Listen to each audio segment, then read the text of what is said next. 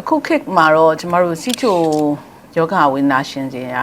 ကဘာနဲ့အဝမ်းမှာနှိမ့်စဉ်များပြားလာတာဖြစ်ပါတယ်စီချိုယောဂကသူ့ရဲ့နောက်ဆက်တွဲဆိုးကျိုးတွေကြောင့်မို့လို့အန်ဒီရဲ့ကြီးတဲ့ယောဂလို့ပဲပြောရမှာပေါ့နော်စီချိုကိုတေချာမထိန်နိုင်ဘူးဆိုရင်ကျမတို့နောက်ဆက်တွဲယောဂအနေနဲ့ဆိုရင်ကြောက်ကက်ထိခိုက်တာမျက်စိထိခိုက်တာအာယုံကြောထိခိုက်တာနောက်လေဖြတ်တာနှလုံးသွေးကြောပိတ်တာဒါမျိုးတွေဖြစ်တတ်ပါတယ်အဲ့တော့ဒါတွေမဖြစ်ဖို့ဆိုရင်အဓိကအရေးကြီးတာကတော့ကျမတို့စီးချိုသွေးချိုကိုတေချာထိမ့်ညှိဖို့လိုအပ်ပါတယ်ထိမ့်ညှိဖို့လိုအပ်တဲ့အချိန်မှာဆိုရင်ကျမတို့စီးချိုဘယ်လောက်ရှိရင်ကောင်းတယ်လဲလို့မေးစရာရှိပါတယ်အဲ့တော့ဘယ်လောက်ရှိရမလဲဆိုရင်မနေ့အစာမစားခင်စီးချိုစစ်တယ်ဆိုရင်130ဟောမှာပဲရှိတင်ပါတယ်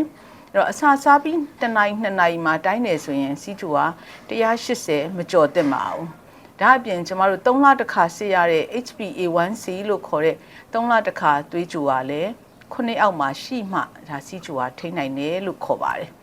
။ဒါအပြင်ဆော့ဆော့ပြောတဲ့ကျမတို့နောက်ဆက်တွဲယောဂါတွေရှိသလားဆိုတာသိရဖို့ဆိုရင်ကျမတို့ကြောက်ကက်မျက်စိအာယုံကြော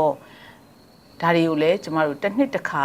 စစ်ဆေးဖို့လိုအပ်ပါတယ်။စစ်ဆေးတဲ့အခါမှာကျမတို့ကြိုတင်သိနိုင်ပါတယ်။ကြိုတင်သိတဲ့အခါကျမှကျမတို့ဒါတွေကိုဒီယောဂါကိုမဖြစ်သွားအောင်ကာကွယ်အောင်ဖြစ်သွားပြီးရင်လည်းဒီထက်ပိုပြီးမတိုးလာအောင်ပိုမဆိုးလာအောင်ကာကွယ်မှရမှာဖြစ်ပါတယ်ရှင်အားလုံးကိုကျေးဇူးတင်ပါတယ်ရှင်ဒီလိုမျိုးကျမ်းမာရေးနဲ့ပတ်သက်ပြီးတော့အသုံးဝင်တဲ့အကြောင်းအရာလေးကိုကြည့်ရှုရတာနှစ်သက်တယ်ဆိုရင် Grace Twin Hair YouTube Channel ကို Subscribe လုပ်ဖို့မမေ့နဲ့နော်ပြီးတော့သိချင်တဲ့အကြောင်းအရာတွေမေးခွန်းရှိရင်လည်း comment မှာရေးခတ်ပေးပါအားလုံးပဲကျေးဇူးအများကြီးတင်ပါတယ်